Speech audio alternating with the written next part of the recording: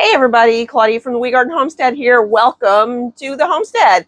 I got a bunch of things on my plate today. We're going to cover one of them at a time. We're going to start with this one. So I have a tendency to wait until last minute, and then there's a holiday coming and I said, oh, I should do something for that holiday. I should post that on YouTube. I should do something. And by the time I do it and get it done and get it posted, A, it's too late if you want to do it.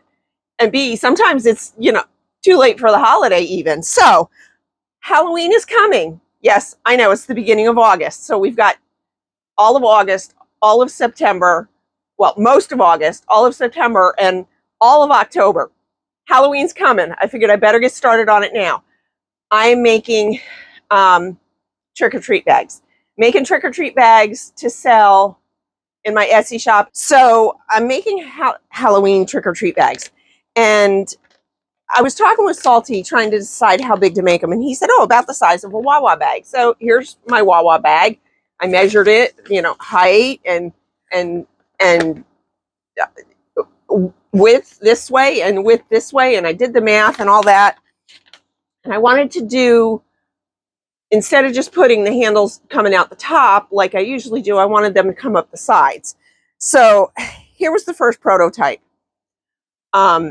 I used a full width of fabric for this, and this was the prototype. And it's okay.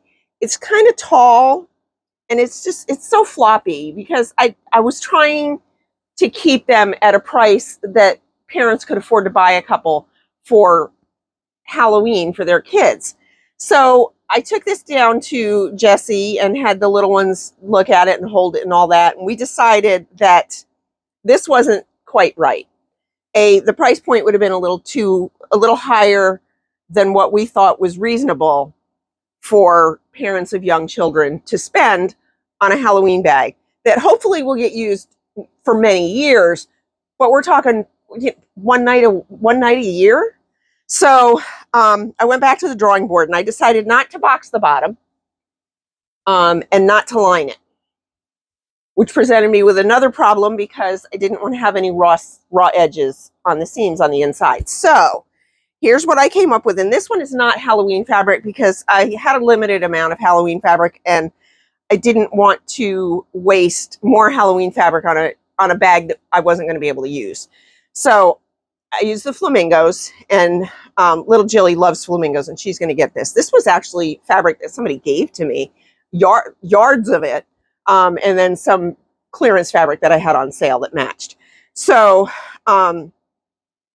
this is the second prototype, and I am actually going to take it up about 2 inches and make it about 2 inches shorter. When I do the cutting and all that, I will give you the exact dimensions. Now, I did put the ties out the top, which gives them a little bit longer here. But when little 6-year-old Jilly held it, it was just barely touching the ground. So like I said, I am going to make this a little shorter, but I'm going to leave the ties longer up here. So if you need to, they're long enough to go over somebody's arm, especially with a child. So I did French seams, so there's no raw edges, and the ends of the ties are tucked up inside where it's folded down. And I'll show you that when I do the video of actually making one. So this is what I'm going to be working on today. We're going to go to the cutting table and get started. I'm going to, took me about 45 minutes to do this one, cutting and all. And I think I can take that down a little bit to a little bit less time if I do them, if I chain sew them. Chain sewing, like Henry Ford production line, whatever. So that's what I'm going to be working on. We're going to go to the table and we're going to cut out some Halloween fabric. Okay, so here are the fabrics that I have to make bags out of. I've got a pretty good amount of this. This is a really cute one. And I'm going to use this orange with black polka dots for the straps, I believe, for that one. And then I have These spider webs, I think I can get 1 bag out of this. This was all fabric I already had. If these go well, I will make the pilgrimage to Hobby Lobby. It's like an hour drive for me. But besides Walmart, that's all there is nearby where I'm at. So I have these cobwebs. They're like black with silver. It's hard to see in the picture. And then I also have this that I got last year on clearance. It's little monsters that I got last year on clearance at Sarasota Sews. And then with those two, that's a scrap. With those two, I'm just going to do solid black. This was out of a Missouri Star box. I'm just going to do solid black straps. And then this one is the one I used for the first tester. And then I was like, I don't want to waste these. And it looks like I've got about 2 yards of this, actually. No, not quite. 1.5 yards probably. This one is so cute. Little 6-year-old Jilly absolutely loved it. So I'm going to do this. So I'm going to use the black on this also. And then I have this one that I can get. I might be able to get 2 bags out of, possibly 3. I'll have to measure it out. But like I said, I've got enough. I think this is the one that's going to go with that. I've got enough of this to go with that. And then if I run out of that, I've also got a solid green that would match. And I've got some purples that would match too. So I'm going to do one straight through. And then I will, I'll show you one straight through. I'll probably do them all at the same time. But I'll show you one straight through. And then I'll show you all of them finished at the end. Okay, so I stopped to press these. I've got this folded in half again, so it is with the fabric, and I have my cutting, my cutting notes here. I'm actually going with 14, cutting it 14 wide by 15 high, almost square. So it was 14 wide by 15 high, and then set that aside because I told you I was going to do one. And then this, and it's funny because as I was pressing this, I realized I had to cut an apron out of it. So I think I can only probably get 2 out of it because I had already cut an apron. And then my straps I cut at 4 inches. So let's square this up a little bit. This is actually about 1/2 a width of fabric. So if I was doing these from a full width of fabric, I would just cut 1 strip at 4 inches. And then go forward with the rest. And I gotta go to the other side here. I would go forward with the rest of the folding and the stitching, and then cut it in half. That's the easiest way, but this is what I had on this. 4 inches. My iron is still warm from when I was just pressing this fabric because it was terribly wrinkled. So we're going to go 1/4 of an inch up here.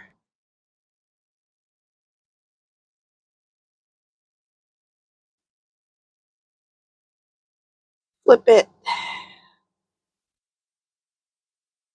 About a half, 3/4 of an inch-ish. A half is plenty, honestly. This is the same way I do the straps for my big bags, except with those I usually put a strip of batting in. I'm not doing that with these. I'm trying to keep them low cost so that they are affordable for parents to use to purchase for their kids for trick-or-treat bags. So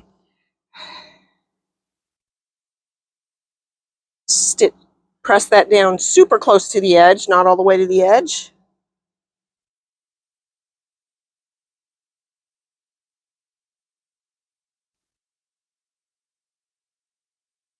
And then I'm going to do the other one and go to the sewing machine. Okay, so the next step is to stitch these. This one has come undone. Sounds like a rock song. I'm coming undone. Oh, yeah. I'm coming undone. Is that corn maybe? Sings that? I don't know. So I have orange thread in here.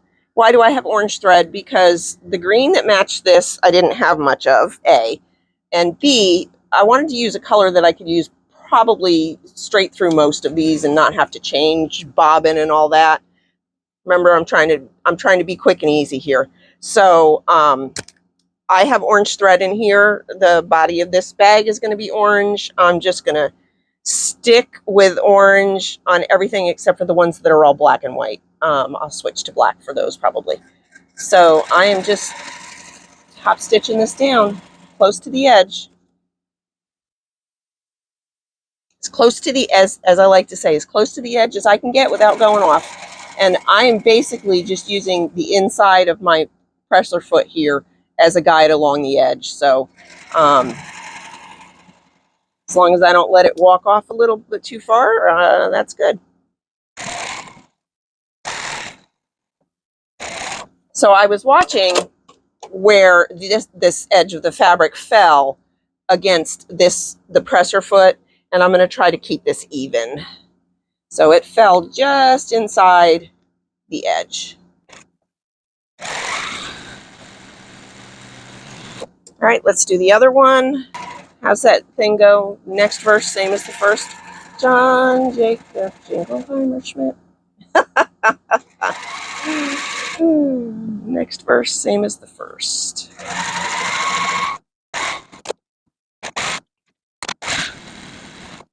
The only problem with using a different color fabric thread from the fabric is you got to make sure you're straight.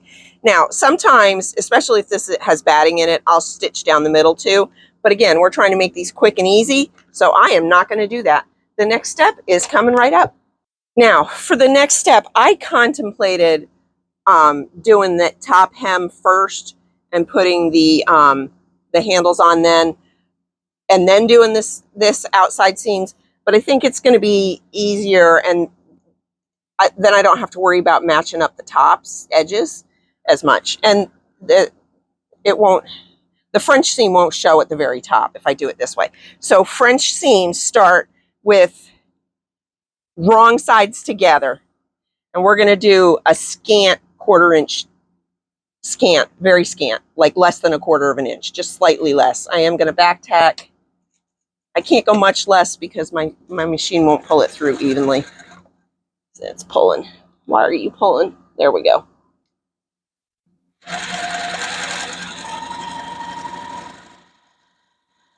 You could do a 1/4 inch and then trim it down a little bit if you wanted.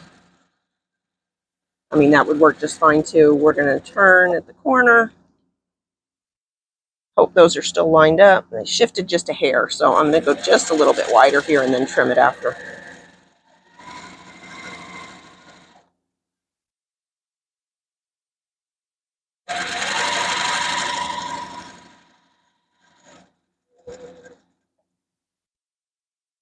Slightly less than 1/4 on this side because it's still pretty well lined up.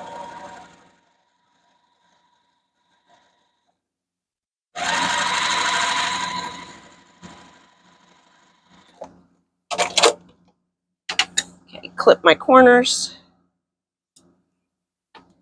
Clip this corner. I am going to trim this just a little bit because that one piece had shifted and it's a little more than I want it to be. If you leave it too big, then you have to do a bigger seam on the seam allowance on the next one, and then you've got a big bulky seam there. And if you don't get enough in there, then you wind up with all these little pieces poking out on the outside of your bag. Okay, so the next step is to turn it, and I'm gonna just pinch my thumbnail up in there and then pinch my fingernail in there to get a crisp corner. That's how I do it. If I have room, I don't need the little pusher thingies, all that nonsense. And then, okay, I'm actually going to see if I can show you how to do this on the sewing machine, on the ironing board around around the camera, the tripod. So basically, this is the top. This is open. I'm going to I pull it back a little bit and then I roll it to get that edge right tight up in there. And I'm going to do that all the way to the end.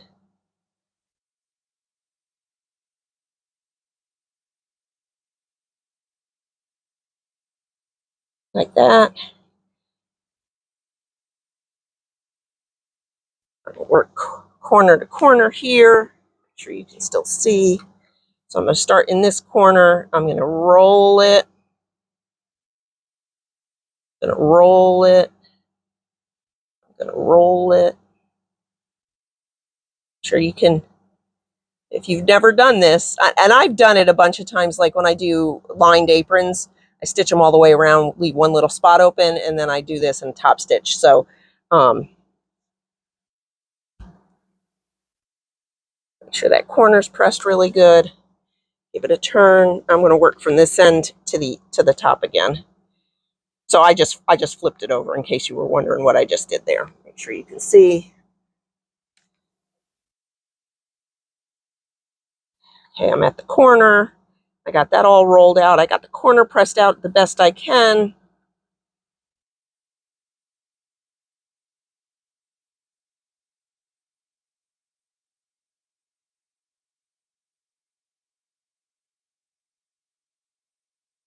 Just keep rolling it.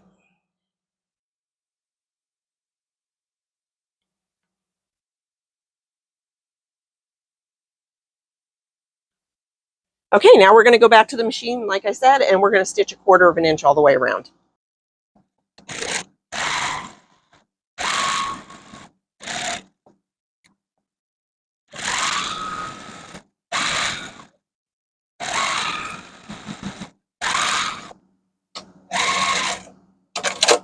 Okay, so I'm not going to turn this all the way. I'm just going to open it up and show you what that seam looks like. So what a nice clean seam that is. Let me make sure we can see what's going on here. So you see how clean that seam is? And then it's nice and neat on the inside too. So we're going back to the ironing board. Okay, so the next step is, again, I'm working around the camera. So I'm going to just fold this under about 1/4 of an inch. Doesn't have to be exact. We're going to go all the way around.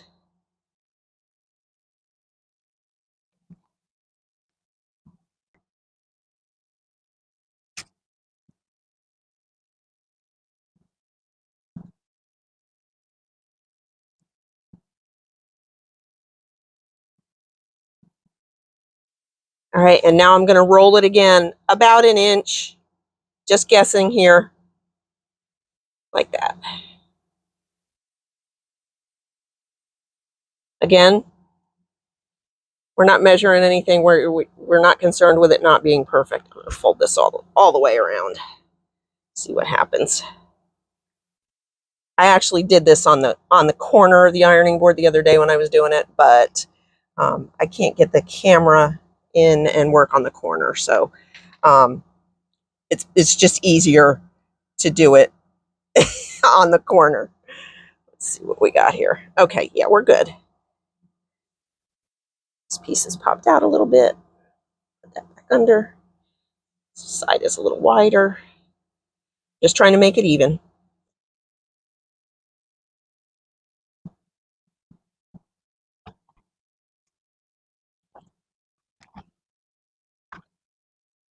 Okay, next step is to find the middle.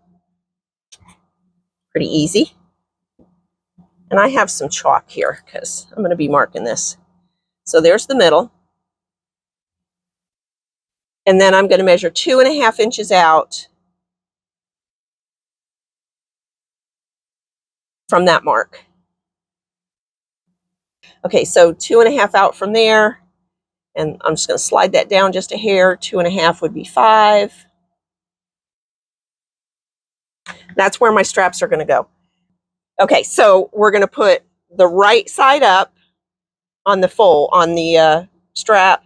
We're going to tuck it in there so this inside edge is right at that little mark we made. And then I'm going to get some pins. Put a pin here. And then make sure you don't twist it. And we're going to do the same on the other side.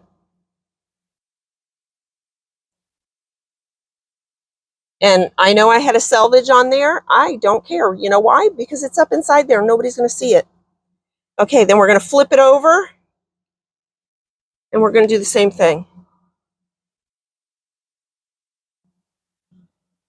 So we're going to find the center,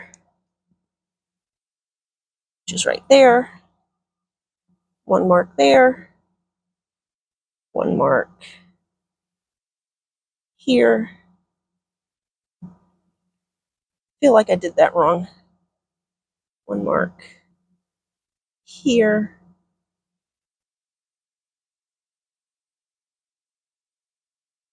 Oh, what did I do? Oh, I see what I did. Ah! Okay, let's redo that one because you want the inside spot, the inside piece, to be at the mark, not the outside piece. Whew. Glad I realized that. That'd have been all kinds of wonky. Wonky, wonky. Okay, and what did we say? We need the right side, the correct side, the side we want to see, we need up. We're going to just shove that up in there, put a pin in, and then, whoops, make sure we don't twist it. I'll trim that string off later, make sure we don't twist it. And this one goes in right like that. Now we're going back to the sewing machine. Whew, so much. And we're going to stitch very close to this edge here all the way around. And again, I am using the inside of my presser foot opening there,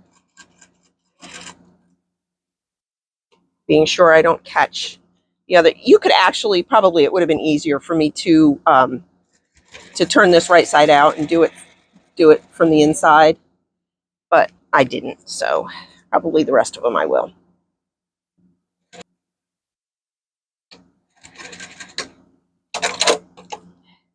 When I pulled on that, that pin came out. Ooh, there it is. This is why I use clips a lot, because I don't like to wind up dropping pins and then having them wind up in somebody's foot, like mine or the dog's. A lot of times I find them all over the house, and I wonder if maybe I dropped them and they got caught in my shoe and dragged around. So let's put that pin back in. Go ahead and turn it the other way so you can see what I'm talking about. It's much easier if you turn it. Make sure these straps are tucked in like this so I can see what I'm doing. Okay, there we go. You see when I flip it over, when I turn it right side out, how much easier it is for me to keep this out of the way.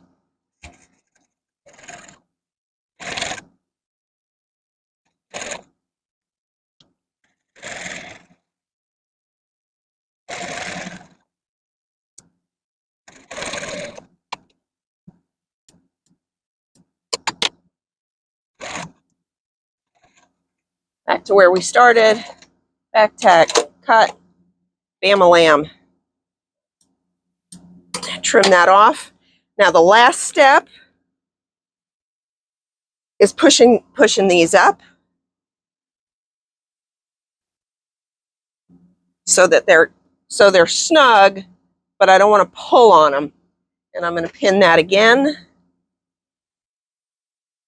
Now I'm stitching very close to the edge again, just a top stitch.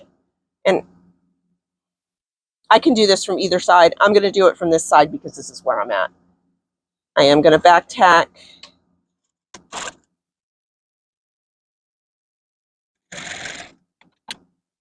Just want to keep that handle flat. Go straight across. If you were doing this from the other side, you'd be able to see what straight across is a little better. If you're a beginner, I would definitely do it from the other side.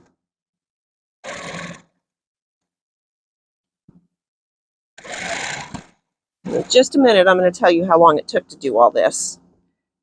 Make sure that's out. Keep in mind it takes, much longer to do something on camera than it does to just sit and do it. I'm going to say this couldn't have been much more than an hour.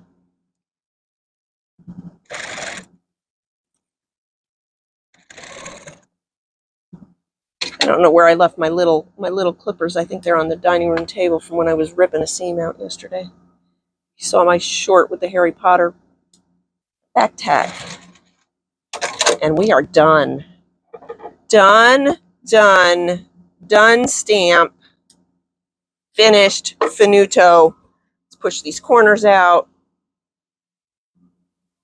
Again, using my finger. Getting rid of these little strings here and there. Just if the fabric was fraying just a little bit, sometimes you'll get these. I just trim them off. I don't worry about them too much. Jeez, Lou. Oh my Lord, that dog scares the poop out of me all the damn time. Again, we're gonna push that corner out. A couple little threads hanging here. Oh, that big one just pulled right out.